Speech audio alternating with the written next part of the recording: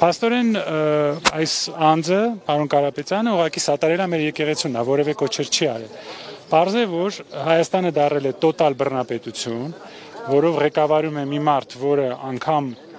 adekvat վիճակում չէ, իր հոգեբանական վիճակը շատ լուրջ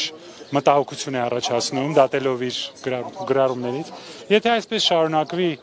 մի քանի շաբաթ հետո կարող է պահանջ ներկայացվի Թուրքիայի կողմից, որ որոշ եկեղեցիներից հանեն խաչերը, քանի որ դրանք ադրբեջանական եկեղեցիներ են, աֆղանական, նույն բանը ինչ որ արվում է Ադրբեջանում։ 300,000 ադրբեջանցի իր ճանապարհի վրա կարող է լինել շուտով, Սյունիքը կարող են զիջել, այսինքն այս մարդը կարծում է, որ նա կարող է անել այն, ինչ որ նա ուզում է։ Դա շատ վտանգավոր է։ Մեր ընտրությունն է այսօր, մենք հանդուրժենք, որ մենք դառնանք բռնապետություն եւ կորցնենք Հայաստանը, թե ոչ։ Դա մեր ընտրությունն է։ Շնորհակալություն։